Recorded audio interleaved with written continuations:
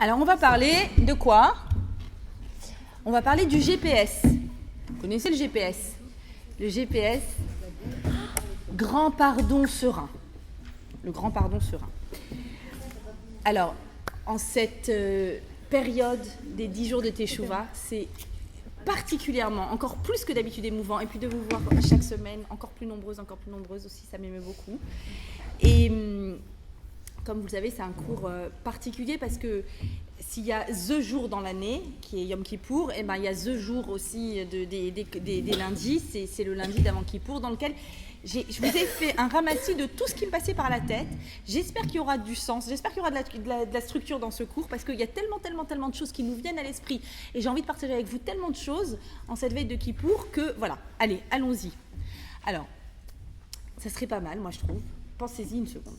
Si on avait un GPS dans la vie, on s'est habitué maintenant au GPS dans la voiture, tout droit, feu rouge à droite, là tu t'es trompé, faites demi-tour dès que possible, tais-toi, j'ai compris, je peux pas faire demi-tour dès que possible. Imagine dans la vie, on fait, va t'inscrire à telle fac, reste-y 4 ans, va à la cafette, tourne-toi à gauche, souris à la jeune fille, c'est ta future femme. Très bien. Non, pas celle-là, demi-tour dès que possible, pas celle-là, surtout pas. Vous imaginez, en fait, le GPS du grand pardon, c'est un peu un GPS. C'est pas qu'un jeu de mots, c'est un peu un GPS. Parce que c'est un rendez-vous une fois dans l'année où on te dit demi-tour dès que possible. Là, c'est pas bon. Tu dois vraiment faire demi-tour. En fait, c'est toi qui te le dis. Il n'y a personne, tu n'as pas une voix qui te parle. Mais le fait d'avoir ce rendez-vous-là, le fait d'avoir d'abord anticipé par le rendez-vous de Rosh Hashanah dans lequel tu as eu des ambitions extraordinaires et tu as décidé que tu ne te replanterais pas et tu as décidé d'être infiniment plus grande que ce que tu as été, là, tu as un rendez-vous du demi-tour dès que possible, là où tu es arrivé dans une ruelle qui n'avait pas d'issue. Combien on a de ruelles sans issue? Combien on a de relations avec les uns, avec les autres qui n'ont pas d'issue? Combien on se trompe des fois dans nos relations à l'intérieur de la famille? Et finalement, au terme d'une soirée, excusez-moi d'engueulade, d'une semaine où on ne se parle pas, on voit que quoi? L'issue qu'on attendait, c'est sans issue. Et arrive Yom Kippour, et tu mets carte sur table, et tu essayes de faire table rase, et tu te dis, il y a 2 mouvements dans Yom Kippour, attention. Il y a le mouvement des autres envers moi et de moi envers les autres. Évidemment, il y a aussi, on va en parler, toutes les mitzvot Ben Adam Lamakom, mais c'est tellement plus facile Ben Adam Lamakom. Tu as pas fait la bracha, tu as pas fait la prière, tu as pas fait Netilat Yadayim. Prise de conscience, je fais et c'est bon. Le grand enjeu du grand pardon, du GPS, le grand enjeu, c'est de réussir à améliorer nos relations les uns envers les autres. Et les uns envers les autres, c'est pas avec la copropriété, c'est pas très grave si vous vous embêtez avec eux, c'est pas avec le patron de ta voisine. Le grand enjeu, c'est avec nos proches. Vous savez que c'est là que c'est difficile, c'est là que tout se joue, et c'est là qu'il faut maintenant, vraiment, c'est la semaine où il faut essayer au maximum de trouver une possibilité de ne pas rentrer dans cette ruelle qui n'a pas de sortie, qui est sans issue. Il faut absolument essayer de trouver un endroit où on peut faire demi-tour dès que possible. Alors, déjà, on va commencer par essayer de comprendre qu'est-ce qu'il y a dans Kippour. Quel est l'enjeu de Kippour? Déjà, comprenez bien qu'il y a une Gemara qui dit tous les jours de la semaine, à quoi servent-ils? Tachlit Yemei HaShavua, ça veut dire quel est l'objectif des jours de la semaine? D'arriver au Shabbat. Quel est l'objectif de tous les Shabbatot? Arriver à Rosh Chodesh. Quel est l'objectif de tous les Rosh Chodesh, les uns après les autres? Arriver au Moadim, aux fêtes juives. Quel est l'objectif de tous les Moadim? Pourquoi est-ce que finalement tu passes tous ces Moadim les uns après les autres pour arriver à Rosh Hashanah? Pourquoi tu passes Rosh Hashanah pour arriver à Kippour?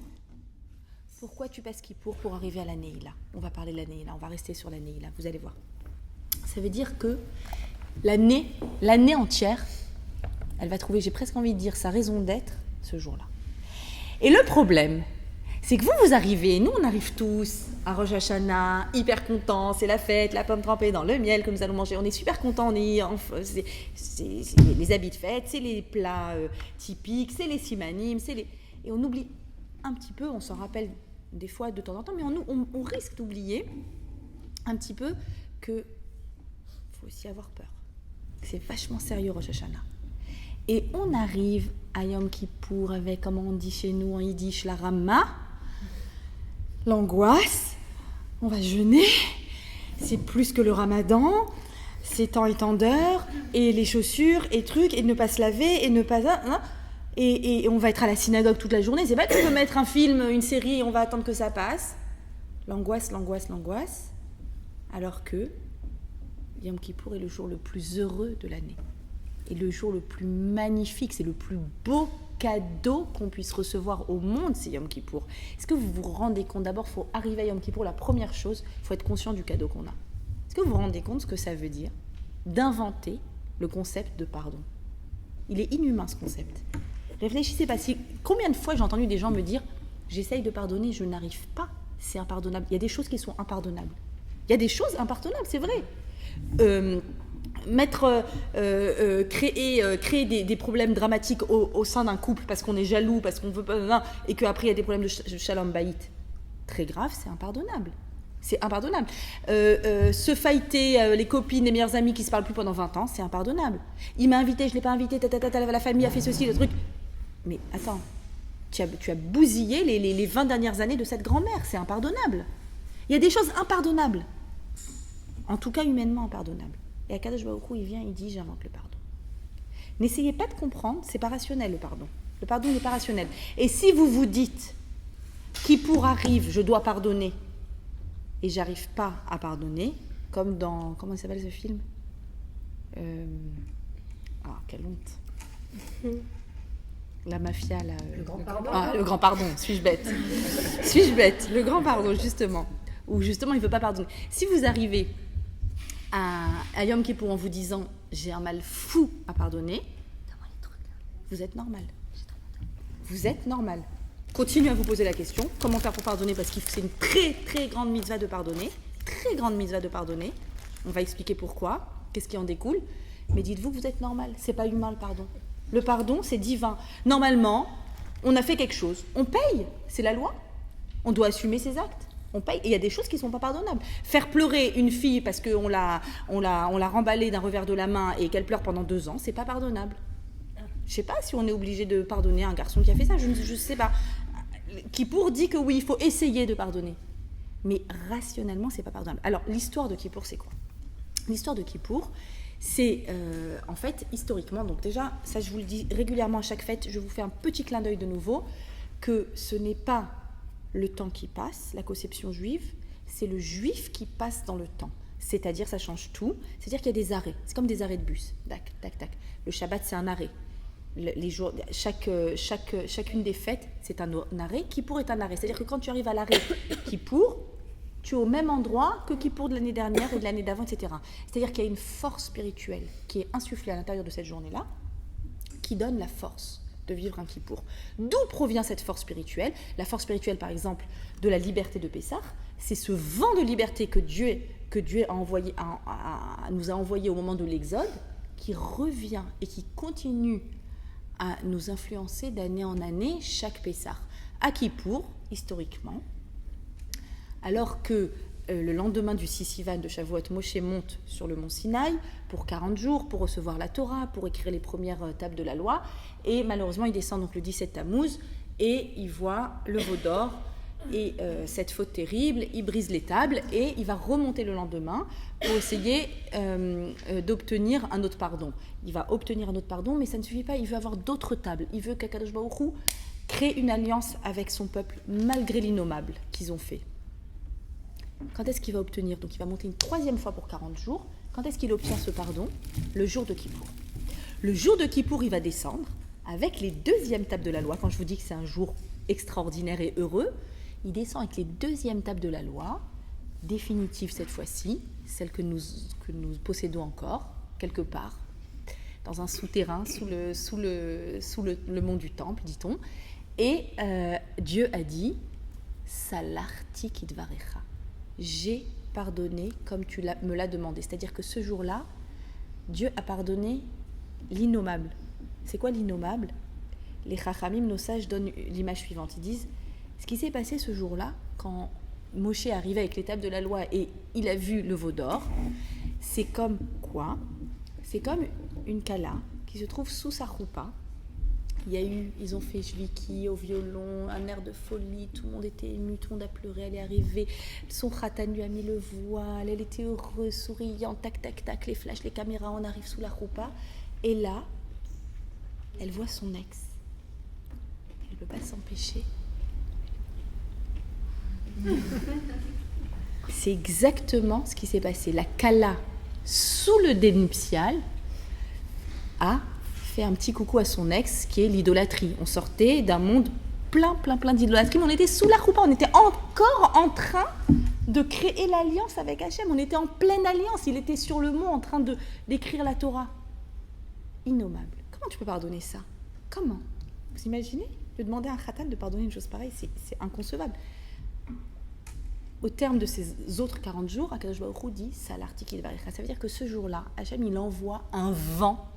Que tu le veuilles ou pas, tu es baigné d'un vent, d'une marée, d'un tsunami de kapara, de pardon. Le pardon, il est là, que tu le veuilles ou pas. D'ailleurs, on le sait. Comment je sais qu'on le sait? Comment on est quand on sort de Kippour? On n'a pas mangé encore, on est KO. On se dit Shana Tova, on sort de la synagogue, on vient d'entendre la Havdalah, on s'apprête à rentrer à la maison manger. Comment on est? Vous nous mettriez des ailes, on vole. On est en train de voler. On croit que... Mais vraiment, c'est pas par hasard. C'est-à-dire au terme d'une journée comme ça. Et même si tu étais à la maison avec des enfants, parce qu'il y a des périodes dans la vie où on doit rester à la maison toute la journée avec des enfants et s'occuper des enfants, et qu'on n'a pas entendu le chauffard, et qu'on n'a pas entendu toute la journée les larmes du Chazan, tu arrives à la Havdalah, D'ailleurs, je vous le redirai tout à l'heure, mais si j'oublie, c'est un moment extraordinaire. À la fin de Kippour, n'oubliez pas, avant de dire quoi que ce soit de futile ou de pas futile, il faut vite construire la soka, demain je dois faire les courses, il y a Soukot qui arrive. Bénissez vos proches. Votre bouche, elle est à son maximum de potentiel à ce moment-là. Bénissez vos proches, bénissez toutes les personnes qui sont autour de vous. Mais quoi? Remplissez-les de brachot. Votre bouche, elle vient d'être utilisée, non seulement pour rien d'inutile, mais en plus, à 100%, on était comme des anges. Comme des anges pendant tout Yom Kippour. On ressemble à des anges pendant Kippour, vous allez voir. Donc, c'est le moment où vous devez utiliser votre bouche au maximum pour bénir vos proches, pour bénir les gens qui vous sont proches. Prenez le téléphone avant de faire quoi que ce soit. Papa, maman, ma soeur, mon frère. Appelez-vous et bénissez-vous. On y revient. Alors, ce qu'il y a d'un petit peu étonnant dans cette période des 10 jours de Teshuvah et de Yom Kippour, c'est que on est au top. Il faut dire la vérité, on est au top. On fait des efforts, on s'habille mieux, on fait mieux le Shabbat d'avant, on fait attention à ce qu'on dit. La belle-mère, on sourit, pas que d'un côté, des deux côtés. On essaye. Et on se dit, au fond de nous, ouais, pareil, c'est sûr. Et au fond de nous, on se demande, on a tous cette idée-là qui nous traverse la tête, est-ce qu'on n'est pas un peu hypocrite là? Est-ce que c'est pas un peu hypocrite ce qu'on est en train de faire? Toute l'année, on fait la bamboula, d'accord? On va à Saint-Tropez, on s'éclate, on s'amuse, on a plein de copains, on a plein de copines, on a plein de... Et tout d'un coup, pendant 10 jours, on est au taquet. Est-ce que c'est pas un peu de la comédie? Alors, il faut savoir, voilà, par exemple, la halakha dit que c'est une bonne habitude, pendant ces 10 jours-là, si on n'a pas l'habitude de consommer du pain allumé par un juif, vous savez que c'est pas obligatoire, hein, le pain kasher, c'est kasher, même dans la boulangerie il est kasher, c'est pas obligatoire d'acheter le pain dans la boulangerie juive. Mais c'est pas obligatoire, même pas obligatoire que ce soit allumé par un juif. D'après la halakha stricte, c'est pas obligatoire. Mais pendant les 10 jours, faites un effort, dit la halakha. Attends, toute l'année je fais pas d'effort. Je sais très bien que le lendemain Kippour, je vais retourner à ma boulangerie du coin. Pourquoi je dois faire un effort? À quoi ça sert? Ça paraît pas hypocrite un peu ça? Comme si on me disait, bon, là, fais ta prière pendant ces 10 jours. Ou pas, habille-toi comme ceci. Ou là, fais ton... La halakha donne l'exemple sur le pain. Alors, à quoi ça correspond? Le machal, l'allégorie que donnent les sages, c'est quoi? Il y avait un village, pardon, excusez-moi, un village dans lequel il n'y avait pas d'horloger. Pendant des années, voilà, l'horloger, le dernier horloger était décédé, il n'y avait pas d'horloger. Enfin, après des dizaines d'années, arrive enfin un horloger qui s'installe dans ce village. Et tout le monde vient lui amener ses montres pour les réparer parce que voilà, depuis des années. Et puis, il réunit les gens du village et leur dit, écoutez, il y a 2 catégories de montres. Il y a celles qui sont réparables et celles qui ne sont pas réparables. Celles qui sont réparables, c'est les personnes qui, bien que les montres ne fonctionnaient pas, les ont remontées. Vous savez qu'à l'époque, on remontait le mécanisme régulièrement. Ceux qui les ont remontés régulièrement, et il y a ceux qui les ont laissés au fond du tiroir. Ceux qui les ont remontés régulièrement, on peut encore réparer. C'est quoi cette allégorie? C'est-à-dire que c'est vrai qu'on n'est pas au niveau de tout faire impeccablement. C'est vrai. Mais si 10 jours dans l'année, on fait un effort et on dit, au fond, c'est ça ma référence. Je peux pas, au jour d'aujourd'hui, j'y arrive pas, mais ça, c'est une référence pour moi. Dans ma vie, ça fait partie de mes repères. J'ai un repère pendant les 10 jours de Teshuvah, je fais ça. Tu exprimes à travers ça absolument pas de l'hypocrisie, au contraire. Tu exprimes que tu as de l'ambition. Tu exprimes que tu as envie d'avoir un certain mode de vie que tu ne réussis pas à avoir pour l'instant, mais qui te parle, qui signifie quelque chose pour toi, qui a de la valeur pour toi.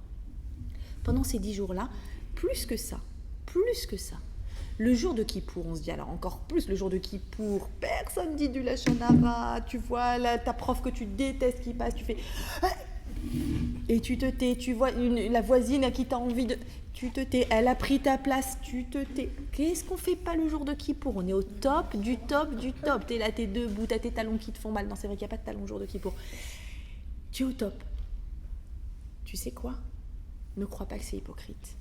Satan, je ne sais pas ce que c'est le Satan, peu importe. C'est une force qui t'empêche d'être à ton top, n'est-ce pas? La gématria, la valeur numérique de Satan, c'est quoi? 364.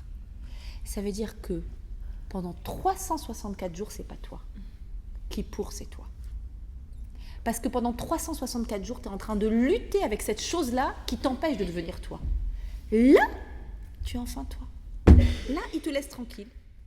Il n'a pas d'accès sur toi. Il n'a pas de prise sur toi. Il te laisse tranquille. Tu es à ton top. Quand tu es à ton top, c'est toi. Là, c'est toi. N'imaginez pas une seule seconde que, oui, j'étais hypocrite, je me suis habillée bien. Voilà. Ça, c'est toi. Ça, c'est ce que tu es capable d'être. Donc, c'est toi. C'est cette journée-là, elle est exceptionnelle. Je dis, c'est un cadeau. C'est la seule journée dans le calendrier entier où on a la possibilité, le droit, même le devoir, de faire le schéma. Toute la communauté va dire le schéma Israël, et pour la première fois, la seule fois de l'année, qu'est-ce qu'ils vont dire? Toute la synagogue, ils vont dire à voix haute, ils vont crier Baruch Shem Kevod Malchuto Leolam Vaed. Alors que d'habitude on dit tout doucement. Pourquoi? Qu'est-ce qui se passe?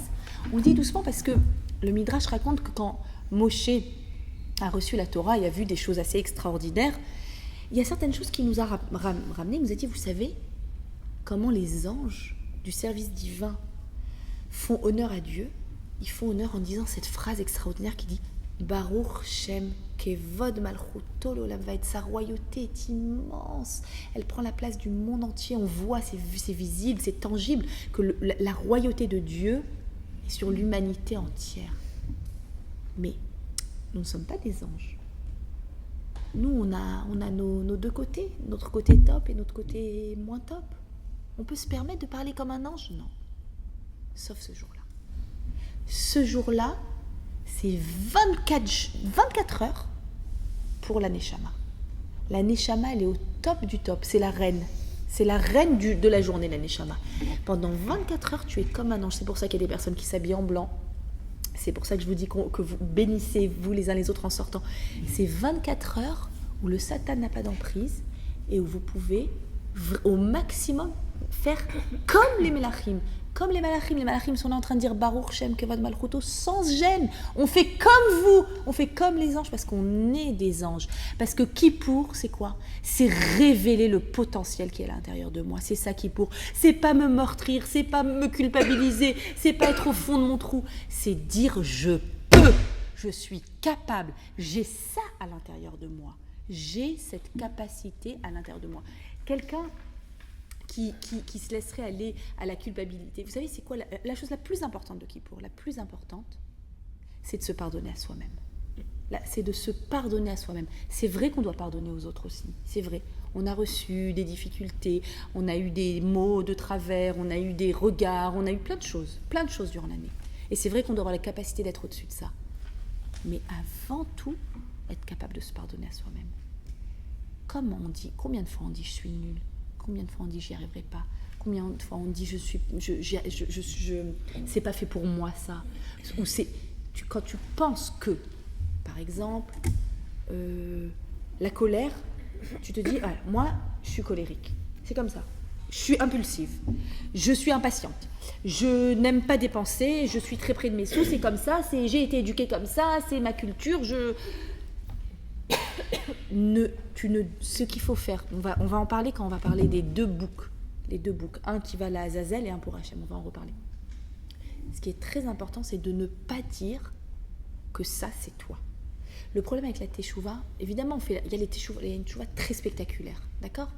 Teshuva très spectaculaire. Elle était mannequin à Hollywood et elle est à Bnei Brak avec son... D'accord, très spectaculaire. La teshuva de tous les jours, c'est quoi ? C'est la teshuva de toutes nos imperfections, de tous nos moments, nos erreurs, nos égarements, les ruelles sans issue, les fois où on a dit, on n'aurait pas dû dire, les fois où on n'a pas dit alors qu'on aurait dû. Tout ça. Si tu penses une seule seconde que ça, c'est toi, la colère, c'est toi, l'impatience, c'est toi, la radinerie, c'est toi. Moi, c'est comme ça, voilà. On est comme ça, dans notre famille, on est près de nos sous et c'est très bien. Si une seule seconde, tu crois que ça te définit, alors là, c'est pas possible. Tu sais pourquoi c'est pas possible ? Parce que si tu penses que ça se définit, en fait, c'est une insulte à Dieu. Pourquoi c'est une insulte à Dieu ? Parce que quand Kadosh Baruch Hu, il a placé la Neshama, la Neshama, c'est une partie d'Hachem. D'accord ? Notre Neshama, c'est une partie d'Hachem. Quand il l'a placée dans ton corps, il l'a placée parfaite. Et après, tout le reste, ce sont des pellicules. Ce sont des pellicules qui sont venues par-dessus. Ça veut dire que, je te dis, le Kippour, c'est quoi ? C'est retrouver la Neshama. C'est la mettre à l'honneur, la retrouver telle qu'elle est, j'ai envie de dire, dans sa virginité, dans son originalité, dans sa perfection.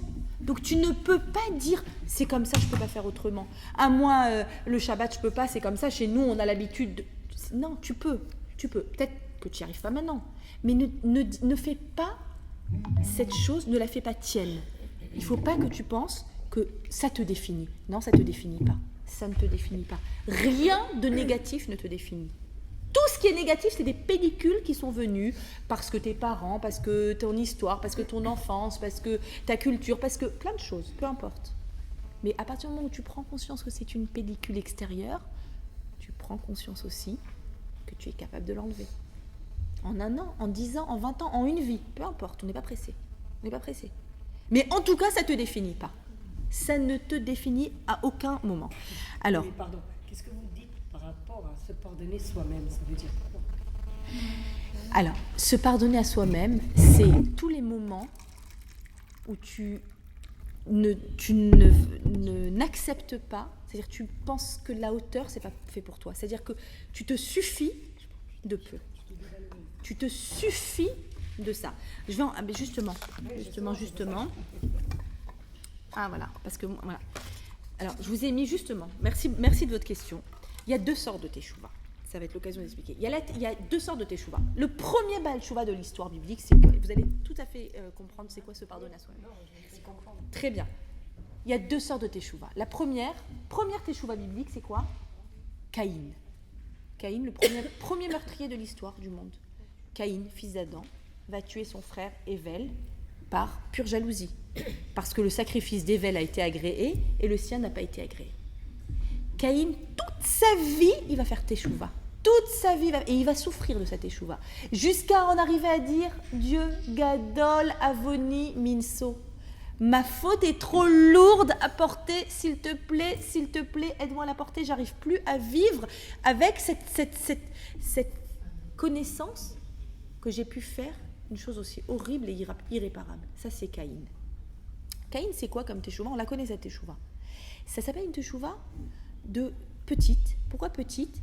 Parce que tu vois ton acte, tu dis, mais attends, mais c'est trop nul, quoi. Ah, mais je suis trop nulle. Mais comment j'ai pu faire ça ? Comment j'ai pu dire ça à sa belle-mère de sa belle-fille ? Maintenant, elle peut... je suis trop nulle. Maintenant, ils vont plus parler. Maintenant, ils vont... Mais c'est vraiment débile. Mais qu'est-ce qui m'est passé par la tête? Mais comment j'ai pu ne pas lui passer mes cours? Ok, c'est vrai qu'on est sur le même terrain, mais c'est vraiment débile que je lui passe pas mes cours. Ah, mais comment je suis petite, On a tous déjà cette prise de conscience. Pourquoi j'ai ouvert ma bouche? Aïe, aïe, aïe. Si juste j'avais réussi à fermer ma bouche, ça y est. Une fois que c'est dit, ça t'appartient plus. C'est parti. Ça, c'est la tchouva de Caïn qui dit « je suis trop nulle ». Et qui a sa valeur? Comme c'est petit cet acte, comme c'est petit, si une demi-seconde j'avais pensé à Dieu, si une demi-seconde j'avais pensé à ce qu'allait engendrer mon acte, je l'aurais fait. Ce qu'on cherche, c'est la teshuva de Réhouven. Réhouven est le premier à avoir fait une vraie teshuva à laquelle on veut adhérer. C'est quoi la teshuva de Réhouven?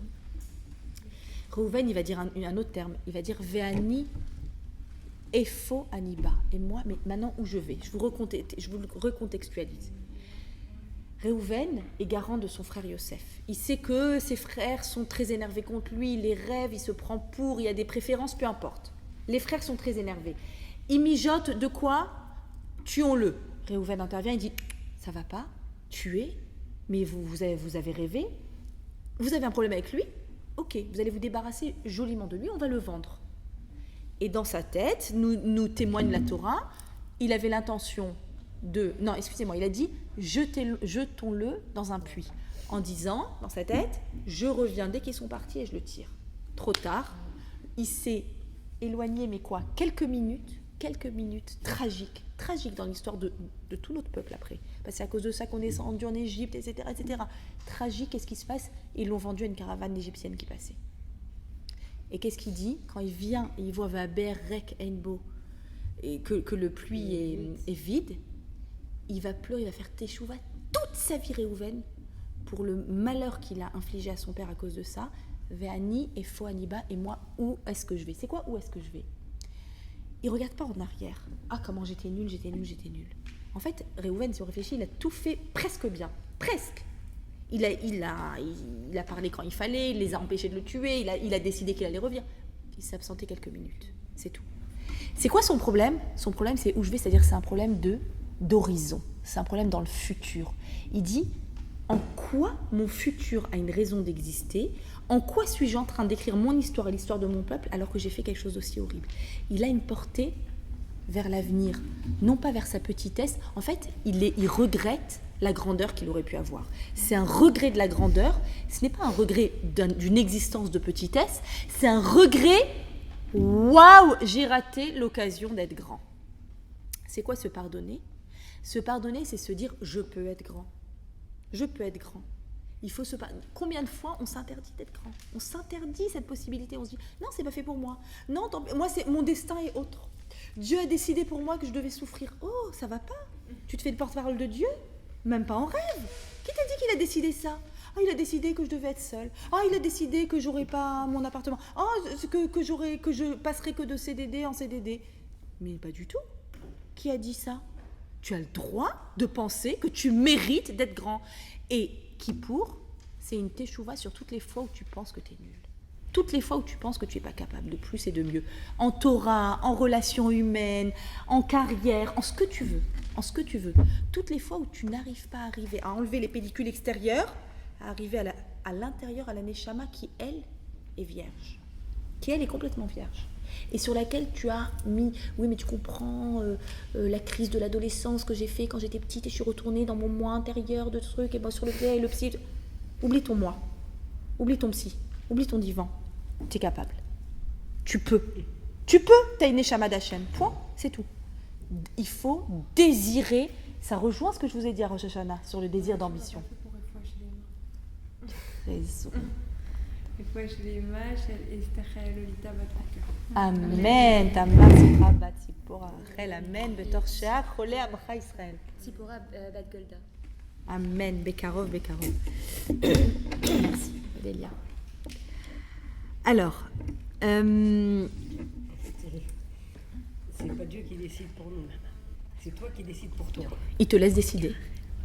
Et il te pousse à décider au maximum. Et comment il t'aide? En te donnant une sorte de mode d'emploi qui s'appelle la Torah. Et ce mode d'emploi doit t'aider à prendre les bonnes décisions. Mais aucunement de la passivité, aucunement dire c'est le destin et se laisser aller à ça. Jamais, jamais. Alors, le vidouille. Point important de la journée, le vidouille. D'accord ? On va faire plusieurs fois dans la journée le vidouille. Les hitvadot. C'est quoi le vidouille ? C'est quand on va dire, en accusant nos passions, j'ai fait ça, et hachamnou, et bagadnou, et gazalnou, c'est selon l'ordre alphabétique, Aleph, Bet, Gimel. Et en fait, pourquoi l'ordre alphabétique ? Pour pouvoir englober toutes les avérotes qui existent. D'accord ? Le mot vidouille, il vient du verbe, donc, il se dit les hitvadot. Les hitvadot, une demi-seconde de grammaire, excusez-moi, c'est trop important. Les hitvadot, c'est un temps en hébreu. Les hit, pas elle, c'est quoi ? C'est un temps réflexif. Comme on dit, se doucher, se coiffer, s'habiller, se confesser. C'est une mauvaise traduction, mais on va dire comme ça, se confesser. En fait, c'est quoi le vidouille ? Puisque c'est réflexif, c'est quoi le vidouille ? Le vidouille, c'est se parler à soi-même. Et ça rejoint ce qu'on a dit, c'est se parler à soi-même. En fait, à qui tu parles ? À qui tu parles ? Tu parles à Hachem, tu parles à toi d'abord. L'importance de verbaliser. Vous savez que le vidouille, s'il est lu, il ne faut pas qu'il soit juste lu avec les yeux, il faut qu'il soit dit. L'importance de la verbalisation, on sait ça, nous les femmes. Mais je t'ai dit 100 fois que je t'aimais, pourquoi tu me demandes encore une fois, je t'aime, c'est bon, ça y est, je t'ai dit ça. Non. Verbaliser. Nous, on sait combien c'est important de verbaliser. Quand tu verbalises, quand tu mets des mots, tu inscris. Les hitvadot, c'est parler à qui ? À moi. C'est se parler à soi-même. Et à chaque fois que tu te parles à toi-même dans le vidouille de Kippour, tu dis « Mince, j'ai raté l'occasion d'être encore mieux. Mince, j'ai raté l'occasion d'être encore mieux. » Et en cadeau, un vent de Kippour qui passe, c'est-à-dire qu'un vent qui te donne la possibilité d'attraper. Il faut être au rendez-vous, mesdemoiselles, mesdames, il faut être au rendez-vous ce Kippour. Il faut attraper l'occasion parce que les efforts que ça te demande pendant un an de grandir de ça d'un demi-millimètre, là tu claques un doigt et tu prends 1 kilomètre. Et tu prends 1 kilomètre de hauteur tout de suite. C'est plus facile, c'est plus accessible. C'est comme quand quoi, disent nos sages, tu veux voir le président de la République, tu veux voir le maire, allez on va faire plus facile, tu veux voir le maire. Si tu prends rendez-vous chez le maire, tu as le premier secrétariat, le deuxième secrétariat, et prends rendez-vous, et vas-y, non il n'est pas là, et attends dans la salle, et jusqu'à ce que, et machin. Quand est-ce que tu peux le voir plus facilement en campagne électorale ? Il est dans la rue, il serre des mains, il veut plaire à tout le monde. Ah, au fait, monsieur. Là, c'est la campagne électorale. Il est là, il vient dans ta chouille. Tu n'as pas besoin d'aller chercher loin. Il est là, et il te donne des capacités, il te donne des clés, de la facilité à quoi ? À faire les hitvaot. C'est-à-dire être capable de quoi ? Avoir le courage de se dire des choses. Est-ce qu'on a le courage de nous dire à nous-mêmes nos choses, nos vérités à nous ? À ce moment-là, il faut que tu aies le courage. C'est-à-dire, il faut sortir de quoi ? De la spirale des justifications. Vous connaissez les justifications ? J'adore les justifications. Non, mais c'est extraordinaire à quel point notre esprit est inventif et créatif, n'est-ce pas ? Ah ouais, on est trop fort là-dedans. Non, je vais t'expliquer pourquoi c'était pas possible. Dans ce cas, non mais elle est capable, mais moi je peux pas, parce que tu sais pas que mon patron, que la grand-mère et que la... C'est pas possible. C'est de la faute de... Je sais, en plus tu trouves toujours le coupable. On est fort pour trouver le coupable à chaque fois. Si mon fils a divorcé, c'est à cause de ça et ça et ça. Je t'explique, c'est parce que ça. Moi me mêler, moi je me suis mêlée. Mais ça va pas. Non, heureusement que je me suis mêlée à ce moment-là. Si je m'étais pas mêlée à ce moment-là, ça aurait été pire. Tu sais ce qu'elle aurait fait ? Elle aurait fait ça. T'as les questions, t'as les réponses, t'as l'avocat, t'as le juge, t'as tout fait. T'as tout signé, t'as tout écrit, c'est bon. Tu sais, tu connais la vérité, la vraie vérité. Là, on te demande de quoi ? D'avoir le courage de te dire des choses. C'est difficile, il faut pas croire que c'est facile. C'est pour ça qu'il y a plusieurs vidouïm. C'est difficile d'être en face de soi-même, que de soi-même, et d'avoir le courage de se dire des choses. D'avoir le courage de te dire, là, j'aurais pu ne pas réagir comme ça. Là, j'aurais pu être plus grande. Là, encore une fois, jamais dans un objectif de s'annuler et de se rendre minable. Jamais, ça c'est chrétien. Vous oubliez ça du judaïsme complètement. Jamais. Dans un objectif, Réhouven. Pensez à Réhouven. J'ai raté l'occasion de m'inscrire dans l'histoire du peuple juif, un tournant extraordinaire, qui aurait évité toute la galoute. On aurait évité toute la présence, tout l'exil. J'ai raté l'occasion d'être grande. C'est comme ça qu'il faut réfléchir à Kippour. Et comment je peux saisir de demain maintenant l'occasion d'y arriver. Alors. Mais en attendant, excuse-moi, le mal il est fait. Oui. Le mal est fait. Alors comment est-ce qu'on... alors il faut parler aussi des méthodes. Des méthodes pour enlever le mal. Non, non, c'est très important aussi, pas seulement. C'est très important de prendre conscience de ses capacités. Vraiment, très, très, très important. On les ignore, nos capacités. On se croit, des fois, vraiment, je pense, on se croit nul. On se croit pas capable de... Combien de fois, moi, je l'entends des fois. Tu as des gens qui te disent non, je ne me sens pas nulle. Alors là, le travail, il est... Là, il y a du boulot. Il y a du boulot. Si on est avant le vidouille, il y a du boulot. Et il faut espérer que de Kippour en Kippour, petit à petit, il y ait une prise de conscience et qu'il y ait une réflexion. Mais c'est quand même très juif, la prise de conscience. Il faut savoir que la prise de conscience, c'est pas par hasard que Freud est juif, c'est pas par hasard que toute la psychanalyse et la psychiatrie des 50-60 dernières années a été prise en main par des juifs, les professeurs Israël, etc. Tout cela sont juifs. C'est-à-dire qu'il y a quand même dans notre peuple, ancré à l'intérieur de nous, une prise de conscience très, très, très, très forte de s'auto-regarder. Alors, est-ce que ça veut dire qu'à Kippour, une fois que le mal est fait, est-ce que ça veut dire qu'à Kippour, tout est effacé? Alors, la Gemara dit la chose suivante. Très bonne question. La Gemara dit la chose suivante. Tous les ratages qu'on a eus dans l'année, vis-à-vis d'Akadosh Baruch Hu, c'est quoi vis-à-vis d'Akadosh Baruch Hu? Le Shabbat, les fêtes, la tzliout, la prière, avant de manger, après, etc. Tout ça, la teshuva t'apporte, c'est le grand lavage. C'est le grand lavage. Bien sûr, à condition de regretter réellement ce manquement. C'est un manquement. C'est mince, zut, là j'ai loupé un rendez-vous. Et effectivement, de s'amender. De réussir. C'est une relation entre toi et Dieu. Maintenant, dans les relations humaines, la condition c'est quoi? Dit la Gemara, la condition c'est les ratzot. Les ratzot, c'est se rétablir des liens corrects avec la personne. D'accord? Encore une fois, on n'a pas besoin d'être en effusion totale. Correct. C'est hyper difficile. Parce que la personne qui est en face, des fois, elle est sûre d'avoir raison. Difficile. Tu ne peux pas discuter avec elle. Alors, comment est-ce qu'on fait? Très bonne question. Comment? Alors, ça, souvent je vous dis, quand il y a eu un différend, quand il y a eu problème, se rabibocher, ça ne veut pas dire devenir les meilleurs amis du monde. Se rabibocher, ça veut juste dire passer à autre chose. On n'en parle plus, on n'a plus de rancœur, on n'y pense plus, c'est plus un problème, c'est plus un sujet. Ça ne veut pas dire forcément que tu es obligé d'en faire ta meilleure amie. Maintenant, comment faire quand les discussions, très bonne question, quand la discussion elle est interminable, comment on fait quand la discussion... Conseil, personne avec qui il y a eu des problèmes, téléphone, c'est difficile. Voilà, je voulais te dire par rapport à ce qui nous est arrivé cette année. Moi, de mon côté, je voudrais te dire que je suis sincèrement désolée pour tout ce que tu as pu ressentir, que ce soit... Je n'ai peut-être pas voulu, je ne sais pas comment c'est... Boum. Stop. Ne philosophez pas. Il ne faut pas rentrer dans la philosophie. Vraiment, c'est un conseil, ne pas rentrer... Parce que si tu rentres dans la philosophie du pourquoi, mais c'est toi qui as dit en premier, non, c'est toi qui avais dit, et pourquoi tu m'as pas répondu? Au revoir, bye. C'est ça. Pardon, comment? Non, bien sûr. Mechila, slicha, Mechila, tu sais quoi, tu accompagnes... tu as raison. Dis le...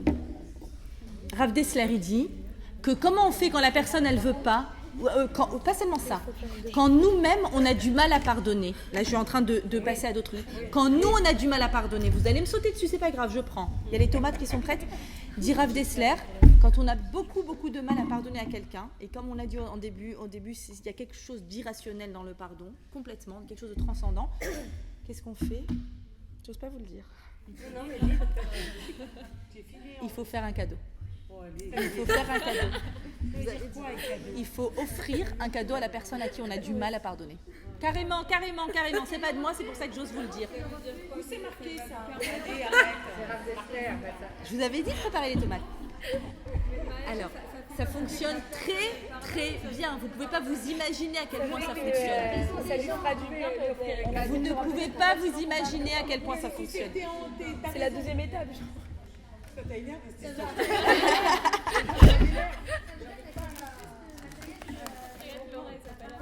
Comment? La personne te fait du mal. Non, c'est le contraire là, c'est carrément, elle a du mal à pardonner. Tu as du mal à pardonner, d'accord?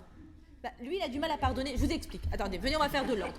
Si la personne qui est en face de vous a du mal à pardonner, si elle a mais utilisez ces 10 jours parce que on est... En fait, elle est sûre d'avoir raison.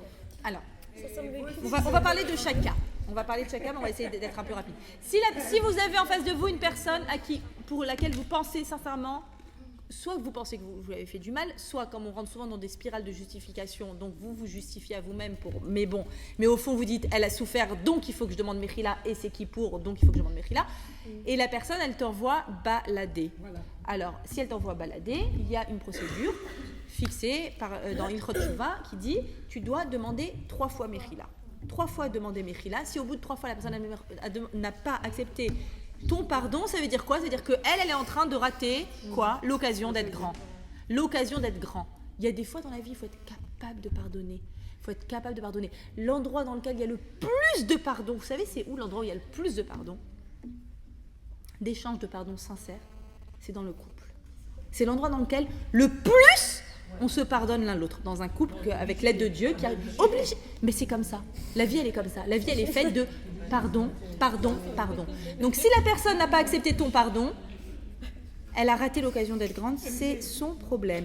Parlons de nous maintenant. Si on a du mal à pardonner, et c'est une mitzvah de la Torah de pardonner la veille de Kippour. C'est une mitzvah de pardonner.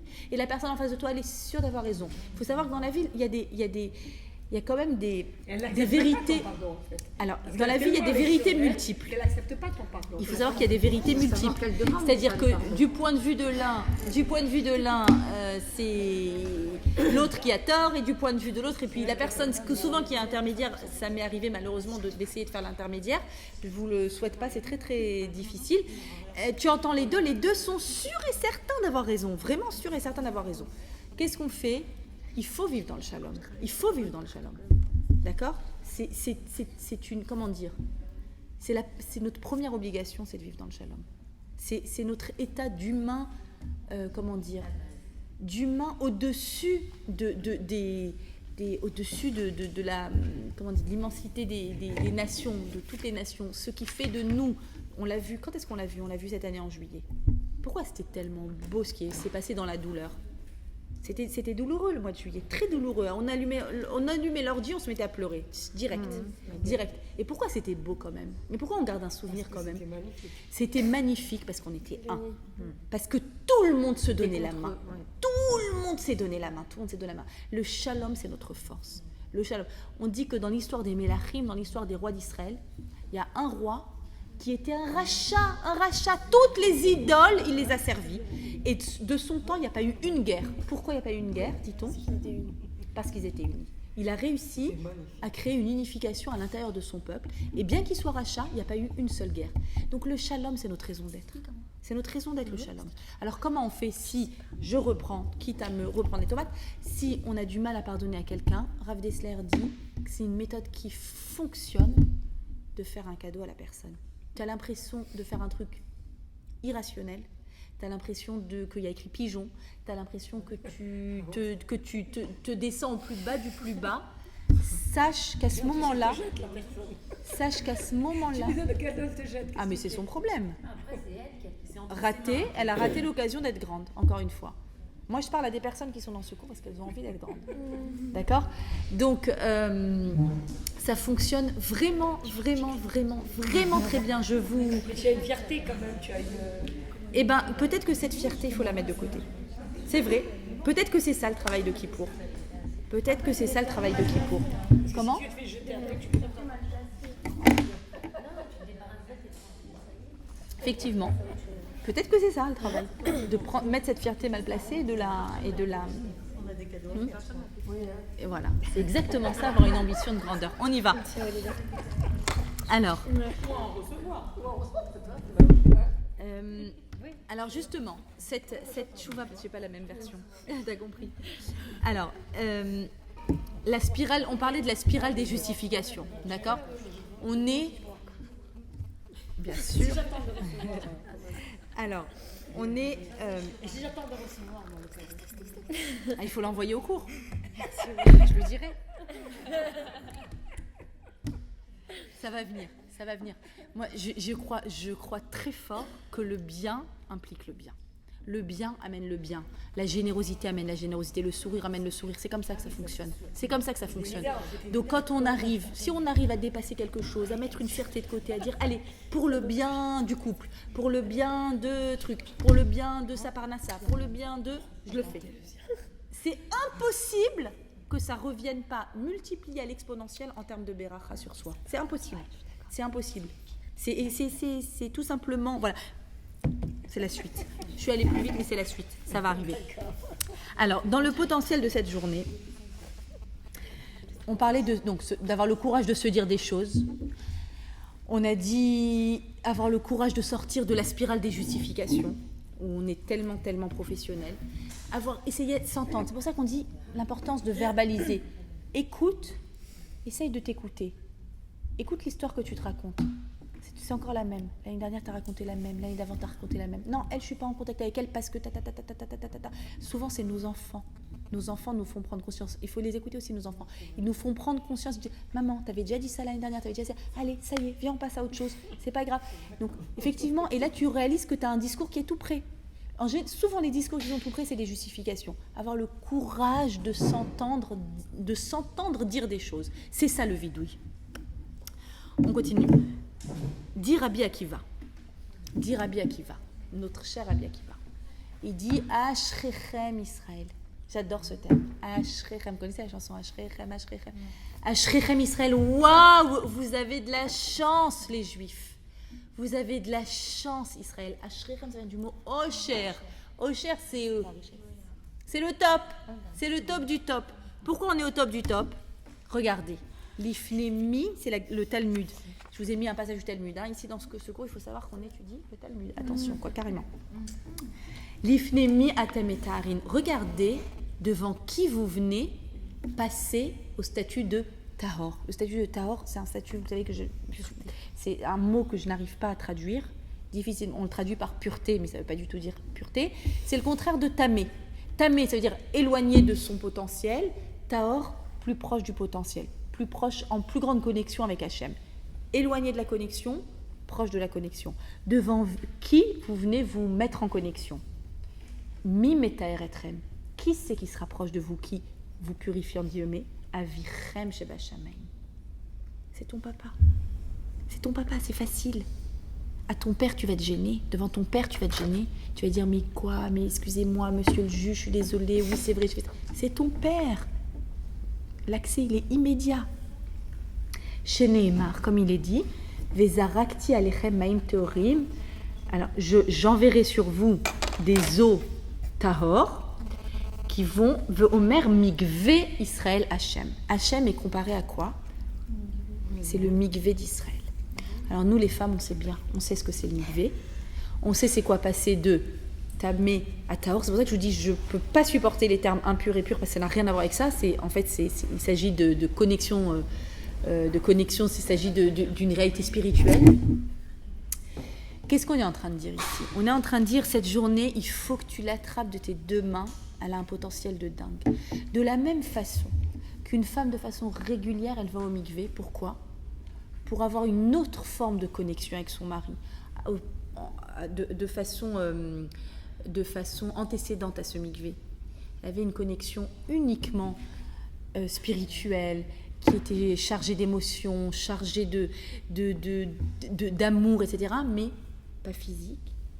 Et une fois qu'on a investi, et qu'on a une vraie proximité émotionnelle, arrive le physique et une autre connexion se fait. Qu'est-ce qui se passe dans un mikvé? Je l'explique souvent aux calottes qui viennent à la maison. On ne s'attend pas à entendre ces explications, mais c'est essentiel de le savoir. C'est quoi un mikvé? Un bassin, bon, c'est le hammam, c'est la baignoire, ce truc. Aucun rapport. C'est l'eau ça purifie. Mais non, c'est pas du tout ça.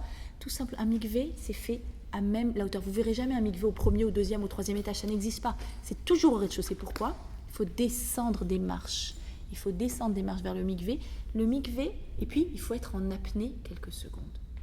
Il faut que tu vives une toute petite mort. de quelques instants. C'est-à-dire, si tu restais plus longtemps, et en même temps que cette mort, tu es recroquevillé comme quoi? Comme un embryon dans le ventre de sa mère. Il y a une renaissance, c'est-à-dire qu'on te donne l'occasion de repartir. Tu laisses au fond du mikvé ce que tu n'aimes pas et tu ressors avec ce potentiel-là que tu as à l'intérieur de toi, qui était en toi. Il faut juste le laisser ressurgir à nouveau. Kippour, c'est un mikvé dans lequel tu vas laisser, pour arriver à une connexion plus grande, plus forte. C'est ça le mikvé. C'est-à-dire que je vais laisser toutes mes rancœurs, et j'aurais aimé qu'il, et un bijou, ce bijou, non c'est mieux ce bijou. Bon, je rigole, je caricature évidemment. Mais toutes ces petites rancœurs, toutes ces difficultés de communication, tous ces moments d'incompréhension, je les laisse au fond du mikvé. Et je ressors avec un potentiel de connexion plus fort. À Kippour aussi. Vous devez sortir avec un potentiel de connexion. Vous devez sortir de Kippour avec un forfait illimité. SMS, MMS, tout illimité. Un potentiel de connexion avec les gens qui sont autour de vous illimité. Il ne faut pas avoir de liste noire, blacklist. Lui, non, je ne l'appelle pas. Lui, il ne m'a pas appelé depuis tant. Celle-là, viens, on traverse, je ne l'ai pas vu. Non, je veux pas. Terminé. Connexion illimitée en sortant du mikvé. C'est quand même un potentiel extraordinaire. Et c'est un potentiel qu'on a tous, ça qui est pratique. Vous vous rendez compte, si moi j'avais Kippour en Tishri et l'autre en Cheshvan et l'autre en Kislev, on est tous au même moment, en même temps, on fait cette même réflexion et on se dit, mince, c'est quand même dommage, c'est ma petite cousine, à cause de nos grands-mères qui ont dit qu'à la 3e génération qu'on se n'est pas en contact, c'est un peu dommage quand même, Raval, allez, yallah, je l'appelle, je fais le geste la première, on va voir, ah, elle est hyper contente, ah, pourquoi pas, ah, et puis... Après, les autres vont faire pareil. Et nos mères, et peut-être nos grands-mères, carrément. Waouh, j'arrive pas à le croire. Ça veut dire, il y a vraiment quelque chose, une force intérieure de ces journées qui crée quoi? De la connexion. Bzzz. Il faut que les portables y marchent là, pendant ces 10 jours. Il faut qu'ils marchent. Non, je suis sérieuse. Il faut les mettre en fonction pendant ces 10 jours. SMS, ça va aussi, si c'est plus facile. Mail, ça va aussi, je permets aussi. Bref, peu importe quoi. Il faut réussir à créer, à recréer des connexions, à les recréer. Et je suis hyper en retard sur mon programme, c'est grave. Alors, qu'est-ce qu'il y a qu'est-ce qui fait cette force? Qu'est-ce qui fait cette force de Kippour? Eh bien, quand Moshe est descendu et monté au Har Sinaï, Akadosh Baruch Hu lui a dit, la 3e fois, d'accord? Quand il a obtenu le pardon, Hachem lui dit, regarde, je vais te donner un grand secret. C'est 2 versets que j'ai pris de la Torah, d'accord? Vous les avez en hébreu et en français, et on va les lire plein de fois à la Sina le jour de Kippour. C'est quoi? C'est le fameux Vaya'avor Hachem al Panav. C'est les 13 attributs de miséricorde divine. Alors, il lui a dit, regarde, voilà ce que tu vas faire. Tu vas dire à chaque fois Hachem, Hachem, Kel Rachum Vechanouy, Erer Habaim, ta. Et quoi? Talmud, juste en dessous, vous avez le Talmud Bavli, dans le traité Rosh Hashanah, qui dit, Rabbi Yochanan a dit, si ce n'avait pas été écrit dans la Torah, mais jamais on n'aurait pu imaginer une telle chose, que ça a l'air magique. Tu dis cette phrase, boum, tac, ça y est, t'es pardonné, lavage, t'es passé par le lavage, tu sors tout blanc. Quoi? Mais c'est magique, c'est pas possible. Si c'était pas écrit, dit Rabbi Yochanan, jamais on n'aurait imaginé. Mais cela vient nous apprendre que quoi? Dieu, imaginez cette image, c'est très émouvant.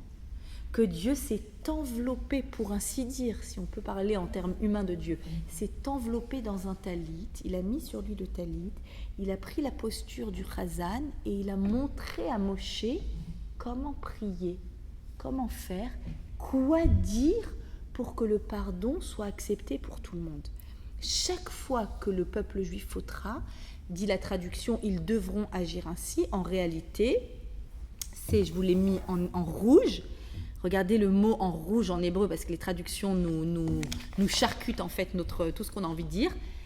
Kolzman chez Israël Chotin, à chaque fois qu'ils vont se planter, à chaque fois qu'ils feront quelque chose pas comme il faut, Ya'asu les fanaï. Ils feront devant moi ces phrases-là. Ils diront. Pourquoi ils feront? En fait, ce que tu as envie de nous dire, c'est autre chose. Ils feront devant moi comme moi. C'est quoi ces 13 attributs? 13 attributs de miséricorde. Ces 13, j'ai presque envie de dire synonymes, donc on ne va pas les trouver en français, je ne sais pas comment ils sont débrouillés. Qu'est-ce qu'ils ont dit? Puissant, clément, miséricordieux, tardif à la colère, plein de bienveillance, d'équité, conserve sa faveur. Bon, ils ont essayé de trouver des synonymes en français, ça donne pas. En hébreu, c'est pratiquement très synonyme pour parler de la rachmanout. Vous vous souvenez quand on a parlé de la rachmanout? C'est quoi être merachem? C'est quoi la miséricorde? Ça vient, je le redis vite pour ceux qui n'étaient pas là. Le rechem, c'est l'utérus. L'utérus, c'est l'organe le plus changeant. Une fois il est là, une fois il est là, une fois il est là, une fois il est là. C'est l'organe qui a le plus de souplesse. Avoir de la rachmanout, c'est avoir un regard souple sur les individus. J'ai ma vérité, peut-être que sa vérité est différente. Peut-être que sa façon de percevoir est différente. Peut-être que sa culture est différente. Peut-être que chez elle, dans sa bouche, ça ne voulait pas dire ça. Elle parle vite, elle a les mots qui sortent facilement. Chez nous, on fait très attention. Peut-être que. Ya'asu lefana et faites comme moi et je vous assure, c'est écrit dans la Torah, je vous assure que vous aurez le pardon. Si vous arrivez un tout petit peu à me ressembler, le pardon sera total. Et plus on ressemble, c'est proportionnel, plus on réussit à ressembler à Dieu dans ses midotes. Alors là, pour le faire, il faudrait étudier, ça pourrait faire l'objet d'un autre cours, d'étudier les 13 midotes, toutes les formes de bienveillance qu'on peut avoir, toutes les formes de regard souple qu'on peut avoir les uns sur les autres. Autant on travaille ces formes de regard souple, autant on a des chances d'être pardonné par Hachem. C'est magique? Vous pensez que c'est magique? Aussi. Mais c'est aussi rationnel, c'est aussi logique. Essayez. C'est vraiment intéressant, essayez. Pour avoir tenté vraiment, parce que j'ai un peu du mal à préparer des cours et à, de mon côté, faire mes salades, compliqué. Donc des fois, j'essaye un petit peu ce que je dis. J'essaye, je dis bien j'essaye, c'est compliqué. Et c'est très intéressant de voir que quand tu te dépasses, il y a un dépassement, c'est extraordinaire ce dépassement, où tu dis, ok, moi dans ma logique à moi, à 100%, à 1000%, la personne m'a fait du mal. Ou la personne n'a pas fait assez attention. Ou la personne aurait dû. Bon. Des fois, c'est pas... Toi, tu le vis mal. Elle aurait dû m'inviter. Elle aurait dû m'appeler. Quand elle était malade, je l'ai appelée, moi, elle s'en fiche. Elle aurait dû... Bref. Quand tu rentres dans cette perspective de « je veux ressembler à Hachem ». Hachem, kulo chesed. Il est tout chesed. Il est tout don. Il a besoin de quelque chose. Il a besoin de rien. C'est sa définition. Omnipotent, omniscient. Donc, il a besoin de rien. Donc, il est que dans le don. Que dans l'épanchement. Je vais essayer un petit peu d'être dans l'épanchement. Tout de suite, ta conscience qui va dire, mais enfin, c'est elle qui devrait, mais enfin, mais ressaisis-toi, voyons. Non. Je vais essayer. Et tu vois que ça revient vers toi, mais quoi, en boomerang. Parce que souvent, les personnes sont très étonnées. Waouh, des fleurs, du chocolat. Tu m'appelles? Justement, je voulais t'appeler, mais ouais, tu vois, en fait, elle voulait il y a 10 ans, quoi, mais c'est pas grave. Et tu vois que la personne, elle est émue. C'est sincère, elle est émue. Ça revient vers toi. C'est-à-dire que c'est magique et c'est pas magique, il y a les deux. C'est magique parce que Kadosh Baruch Hu te dit, ça marche, ça fonctionne, fais-le, tu vas voir. Et c'est aussi parce que c'est logique. Quand tu es dans une logique positive, quand tu es dans un regard positif, optimiste, dans lequel tu ne fais pas trop cas, tu mets un petit peu ta fierté de côté, tu dis, il y a d'autres logiques que les miennes. Est-ce que pour autant ça veut dire que j'accepte sa logique, que je m'écrase? Non, tu n'as pas besoin d'utiliser des grands termes, je m'écrase, non. Je veux ressembler à Hachem. Si on vient, on te demande, oh, maman, mais qu'est-ce qui t'arrive? Ça fait 15 ans que tu dis jamais je... Tu réponds, ma chérie, je veux ressembler à Hachem. Vous allez voir la réaction. Non, c'est pas que j'ai changé de philosophie, j'ai toujours la même philosophie, je continue à penser qu'elle aurait dû et que... Mais je veux ressembler à Hachem. C'est stylé quand même de ressembler à Hachem. Alors, vite, parce que j'ai pris du retard. Moussaf. Point culminant. Alors, vous savez que cette journée-là, elle est marquée par le chiffre 5. Je vais vite parce que j'aime pas vous lâcher si tard. Marquée par le chiffre 5. Il y a 5 interdits dans la journée. Il y a 5 prières ce jour-là, alors que d'habitude on en a 3. Et Moussaf, donc, il y a eu Arvit la veille, Shacharit, Moussaf la 3e. En général, c'est l'heure où quoi? Moussaf, ping, tu piques la tête, t'es pas bien, t'as un petit peu... Après, tu te ressaisis. Et soyez concentrés à Moussaf, c'est tellement beau. Qu'est-ce qu'on va raconter dans la prière du Moussaf?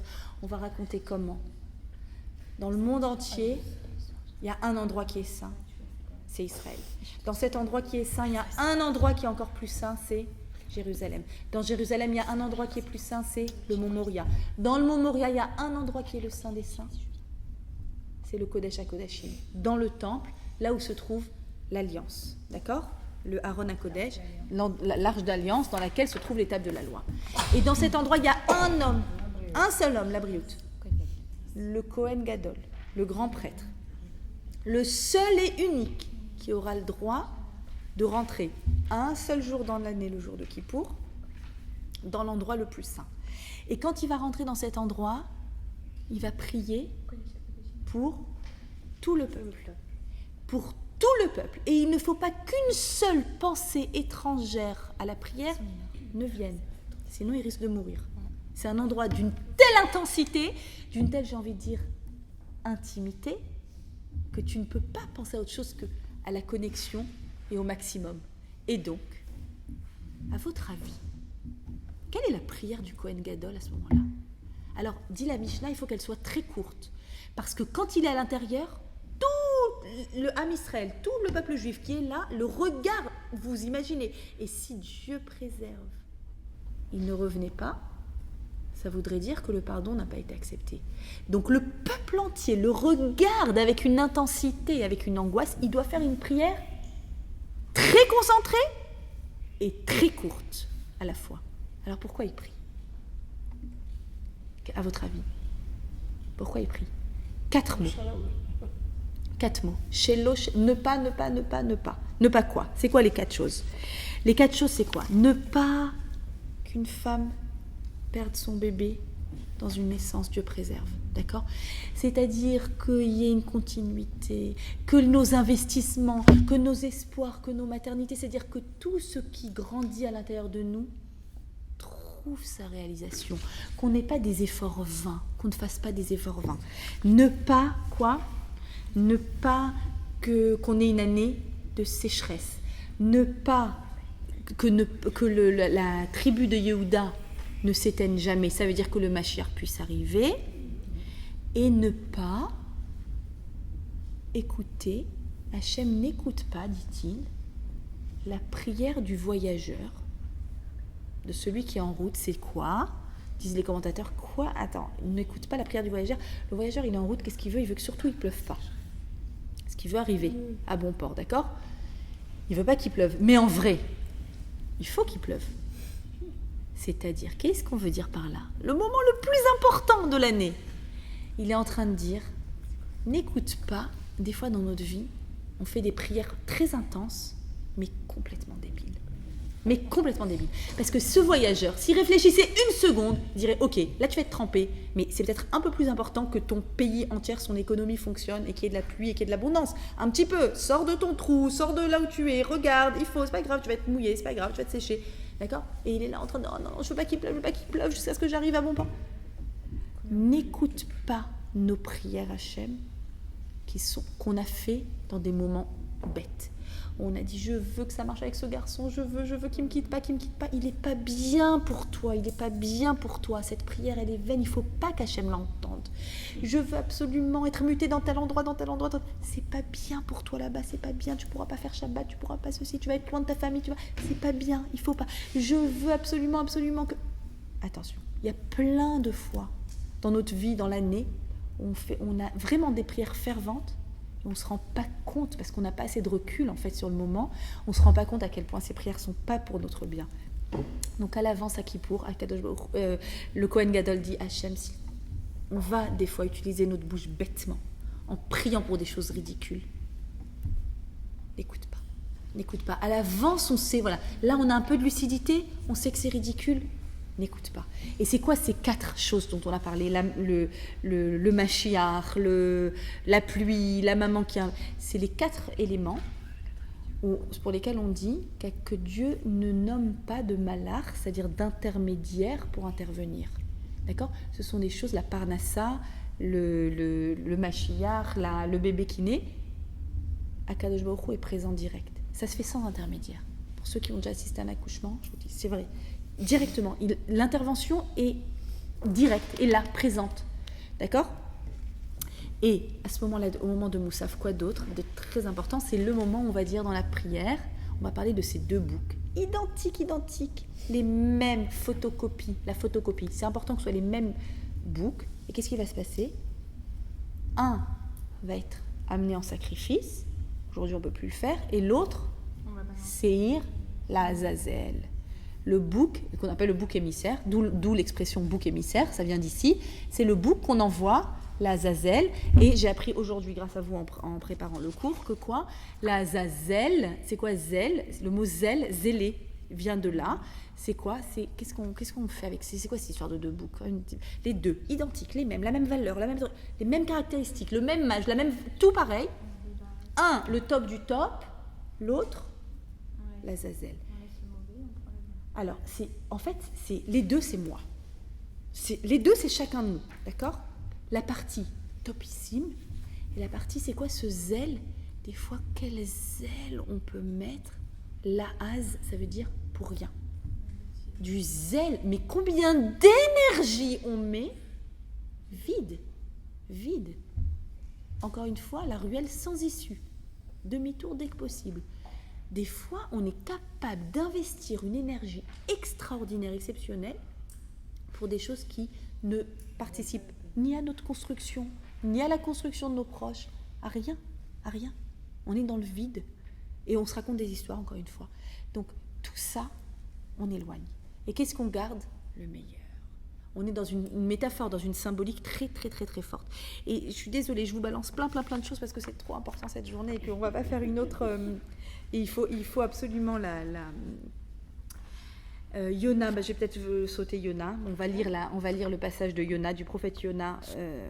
Je vais vous sauter. Juste une chose par rapport à Yona, c'est justement, il va s'enfuir, il y a écrit Milifne Hachem, de devant Hachem. On ne peut pas s'enfuir de devant Dieu, n'est-ce pas ?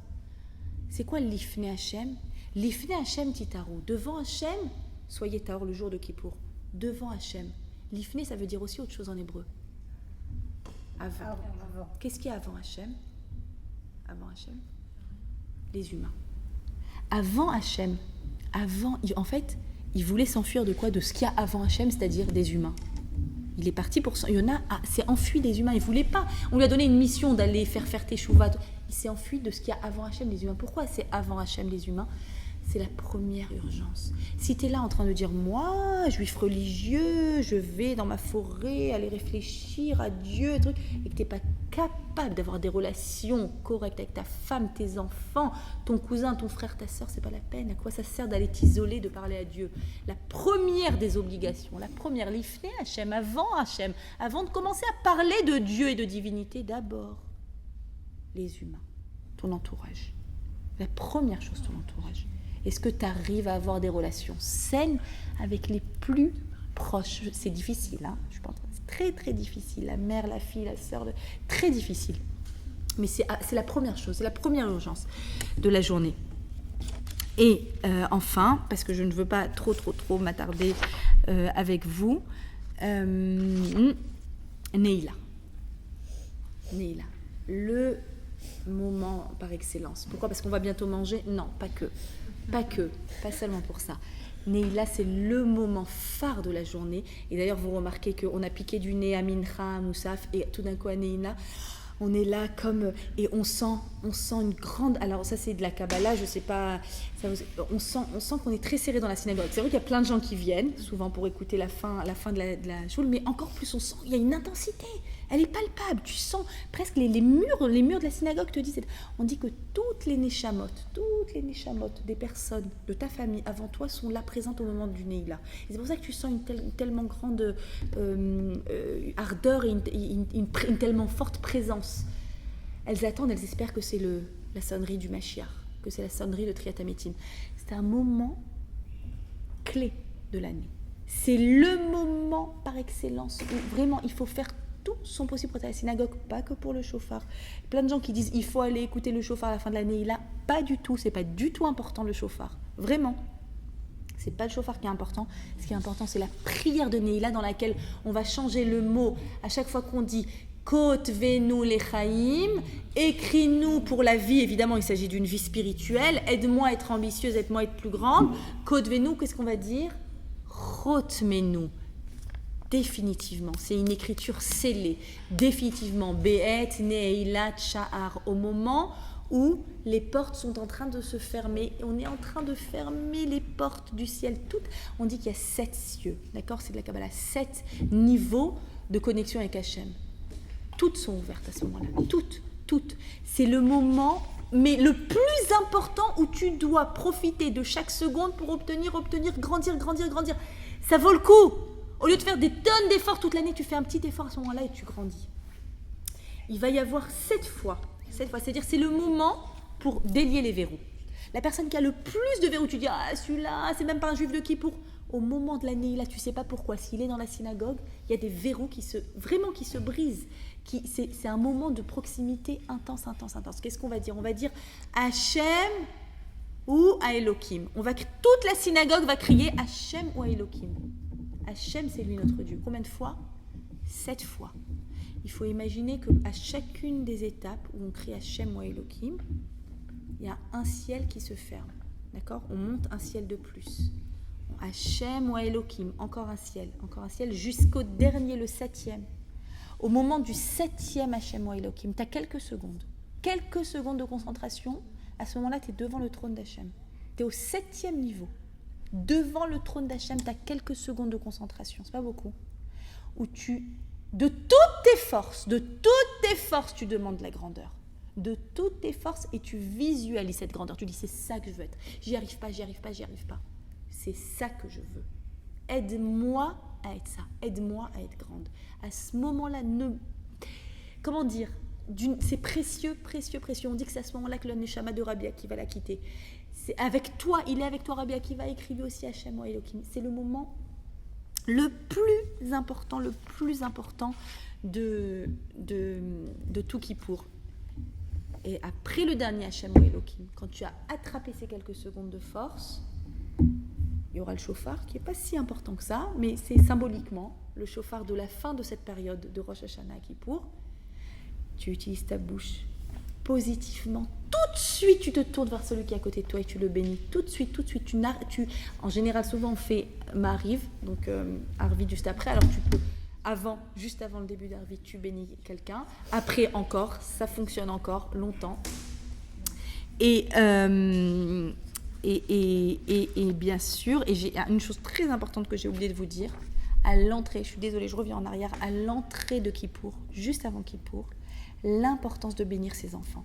Je ne sais pas si vous savez, il y a un texte particulier qui est dit juste avant, un texte qui se trouve dans le Shulchan Aruch. Peut-être s'il y en a qui vous savez de quoi je parle, non?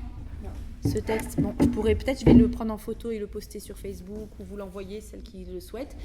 Un texte extraordinaire, la bénédiction des parents pour leurs enfants. Et on dit que cette bracha, vous vous enfermez seul dans une pièce avec 7 enfants. Si vous en avez 15, vous le faites 15 fois, c'est pas grave. Les mains sur la tête, et cette bracha enlève tout ce qu'il peut y avoir de négatif sur cet enfant. Tout ce qu'il peut y avoir de négatif. C'est une bracha exceptionnelle et c'est un moment intense. Les enfants le ressentent comme un moment intense. Comment? Bien sûr, la mère. C'est pas la bracha d'avant Shabbat. C'est une bracha particulière. C'est la bracha c'est écrit dans le Shulchan Aruch, c'est une bracha spéciale de la veille. La mère et le père. Plus il y en a, mieux c'est. Et la grand-mère, why not, pour la petite de l'enfant.